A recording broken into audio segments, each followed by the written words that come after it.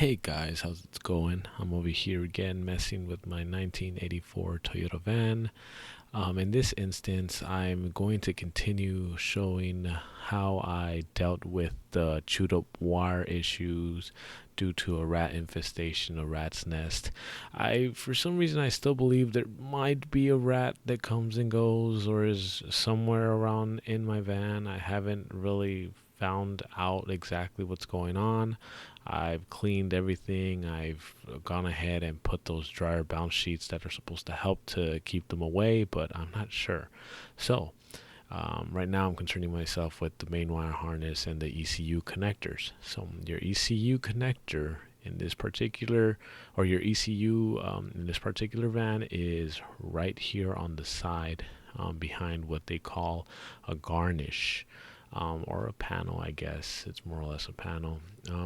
Connectors go up into it. It has two of them. One of them is an 18 pin and the other is a 12 pin, as you can see. So there's really not much you can do in terms of mixing it up when connecting them back in there. This particular electronic control unit is a 3Y EC, I believe. So if worse comes to worse, I can probably purchase another one, but they are very pricey. As you can see in here, you notice there is another wire that's been chewed up that I need to deal with.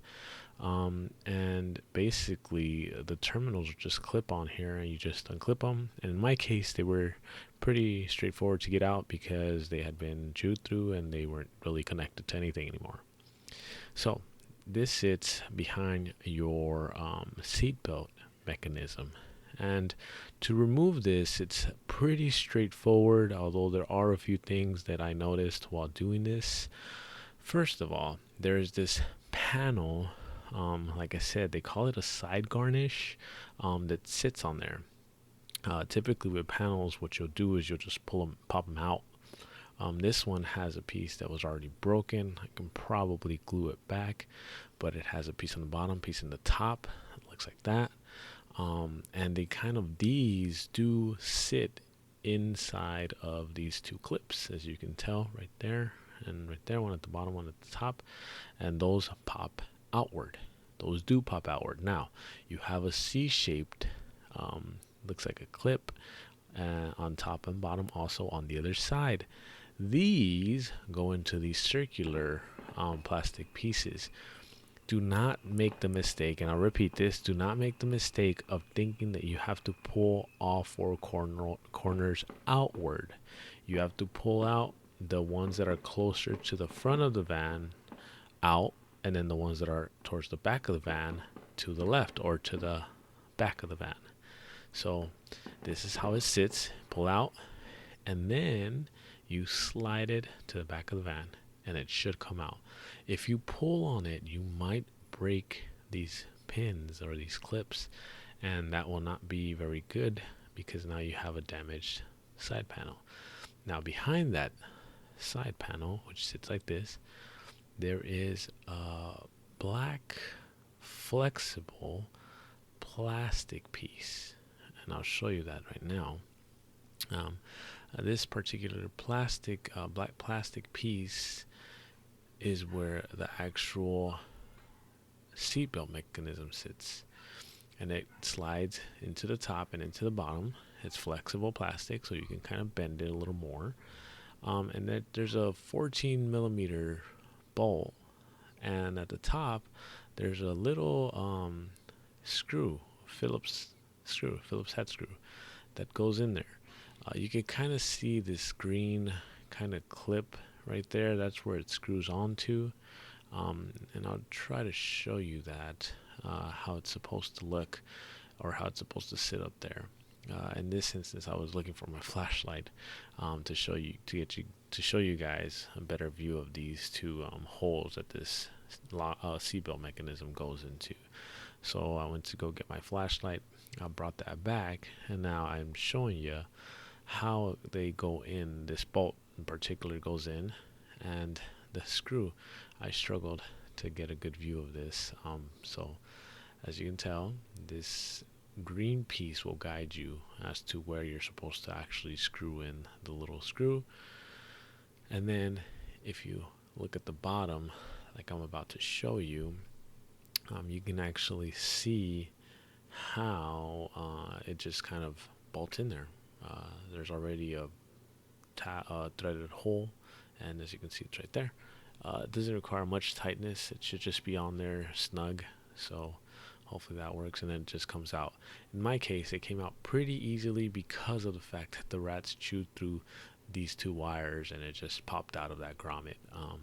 In your case, it might not be that easy, but in my case, it was. Unfortunately, or fortunately, depending how you look at things.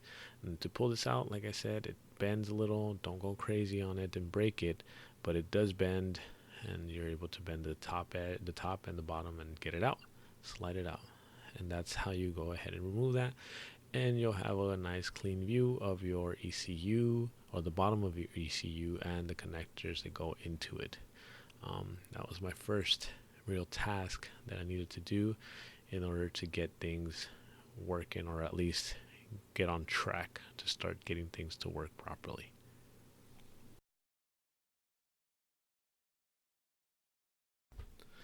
So now here you see me in the engine bay, and you're able to see the wire harness that got chewed up by the rat. It goes into that hole, which then shoots up into the ECU.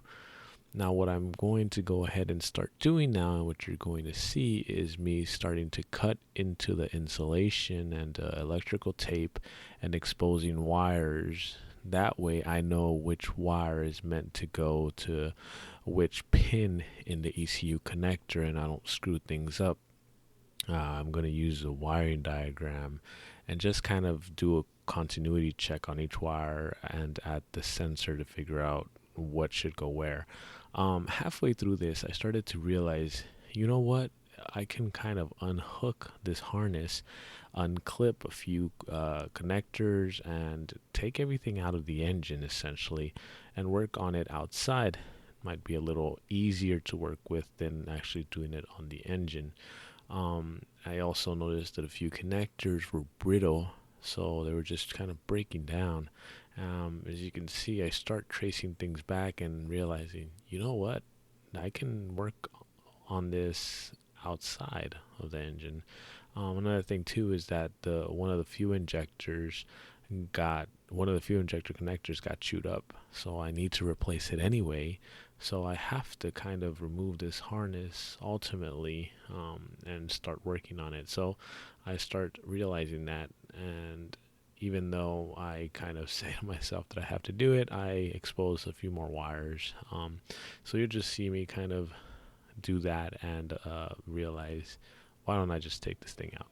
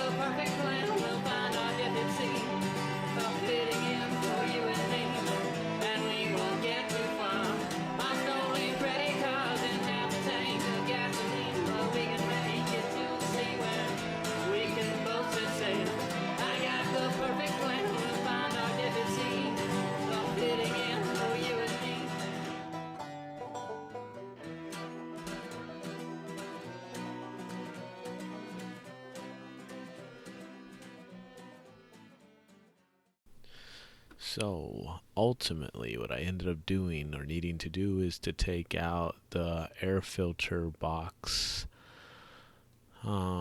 which was pretty simple.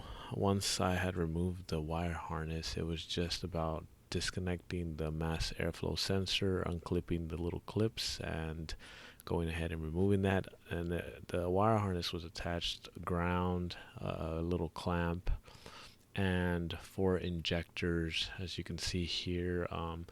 The third injector was the one that got chewed up. The connector was still on there, but I tried pulling it out using the wires, and the wires came out, but the connector stayed there. So as you can see, I'm over here trying to get a good angle to show you guys what's left of that connector, and it's just stuck on there. So that needed to come out. I removed the air intake manifold, as you can tell. Took me 6 hours, 6-7 hours, so that was pretty interesting. Here I'm pointing out one other sensor, and then there's a sensor in the back, right there, which is, I'm calling on the wire harness, a passenger side water sensor and a driver side water sensor. I haven't looked at the terminology just yet. The air intake manifold had 2 other sensors on it that needed to get disconnected, one on the bottom and one at the top. That's what I labeled them. And then you had all these little yellow connectors that were connected to that harness. I disconnected those. From there, the harness just came out. It was pretty straightforward. I think the total number of sensors was 10, about 10. Yeah, I might be wrong, but I recall counting that many. There are other wires in here that I need to repair that have been chewed up, but I want to concern myself with the main one, the bigger one, as of right now, and then I'll come back and fix the little ones because they don't require me to actually remove much. But yeah, 6-7 hours to remove the air intake manifold. And so that was a pretty interesting task that I should show pretty soon.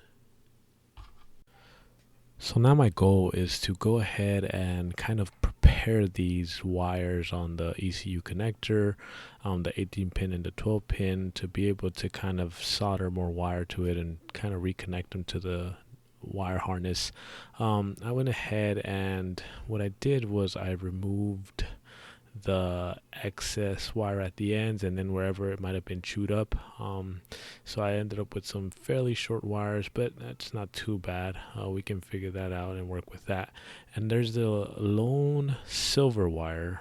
I believe it's ground, but it kind of had me a little bit baffled, but we'll figure out what to do with that. Alright, now focusing on the main wire harness, or the big wire harness, we have a few sensors here. The mass airflow sensor sits on top of the air filter and air housing. And then we move down, and I believe these yellow ones are testers. They're used for diagnostic purposes. I'm not 100% sure. I need to verify that, but I believe they are testers. You have a few more wires here that I need to identify. And then you have a connector here, yellow connector, and then you have these 2 big yellow connectors. One of them, I believe, is a circuit opening relay. And you have your fuel pump tester. You can hotwire this and test your fuel pump and figure out what's going on if you need to. We keep moving down the harness, and you'll find your throttle position sensor. That's what this one is. It has 3. Throttle position sensor is what it is. Looking at more sensors, this one here is, I believe, your full injector. I believe this one in particular was fuel injector 4. I was trying to figure out what number I wrote on there, but fuel injector 4, I believe, is this one. And we keep moving down the harness. What you'll find now is this one I call the bottom air intake sensor, which I believe now I found out is actually the air valve. It goes to the air valve, but I'm not 100% sure. Once again, I need to relabel everything once I look at things a little more closely, but I believe that's what that is. It's the air valve. You have ground, obviously. It's pretty straightforward there. You keep moving down the wire harness. This one is the top air intake sensor is what I wrote, but I believe now looking back on it, I think this is the one that is the cold start injection switch. I think is what it's called. I have another one that is the idle up temp switch, which is just one wire, but it got chewed up. So it's just a chewed up wire. I think the connector stayed on the sensor when I removed everything. So this one I call the top air intake sensor, but it's really, I believe, the cold start injector switch. I think it's what it's called. And we keep going down the line, and what we'll find is, I believe I pull it up right now, these two wires, one is black and one is either brown or yellow. These two wires are for the fuel injector number 3, which makes that fuel injector 1 and fuel injector 2. And I need to repair those, specifically fuel injector number 3. It got the connector chewed up and the wires just chewed off completely. Now here what you'll see me do is just continue on trying to expose more wire and try to figure out what goes where. And we won't get too far.